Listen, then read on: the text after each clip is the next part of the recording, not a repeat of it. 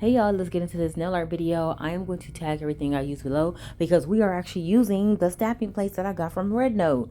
And I know that you guys are like, finally, when are you going to use those daggone stamping plates? Well, here we are. I'm actually making a personal set. There was a sample plate I got with the Dior luxury logo on it and stuff.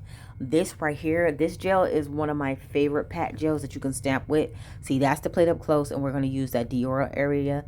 And I'm just putting that pat gel on it because you can stamp with these. I'm gonna, like I said, I'll link everything below. With this pat gel and stamping, I'm just using a regular jelly stamper that I got online.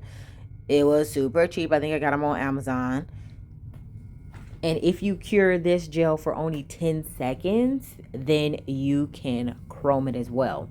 So that it comes in a 2-pack. You get black and you get white. And then this is a different plate. Now I'm going to leave the link to my website where I have all the plates listed out. So you can just copy the link and use ShopMe and shop. And then the follow-up video with this is going to be my video that shows you how to shop on Rednote. Like, this plate stamped so good. I haven't seen it on AliExpress or anywhere else. I've literally only seen both of these on Rednote. If I would have seen it on AliExpress, I would have put that down below. But like I said, the full description will have everything. So I'm using my mini light to cure it for 10 seconds. Then I'm I'm burnishing in some chrome. And like, so good. I did put down a chrome proof mat. There's one that I love by Lily, and I'll put that as well. I top coat everything, and then of course, in true nail tech fashion, I have to lay in some stones. I think I did a stone video. If I didn't, I do have the link to where I got all these stones from. It was also Rednote, like super inexpensive, but I did find some of them on Amazon, and I did find some of them on AliExpress. But that big charm right there, man, that thing was cute. I found that on Amazon, and I'll link that below too. So yay. Of course, using my crystal katana to place my stones on the nail. I do put that mica gem gel down and just put it where I want it, and then place the stones. And then you see me using a little mini lamp to just cure everything, because why not? If you cure stuff in between, like, don't just put all the gel on there, then you can get it at the position you want, and you don't have to worry about it not looking like you want it to look when you get done.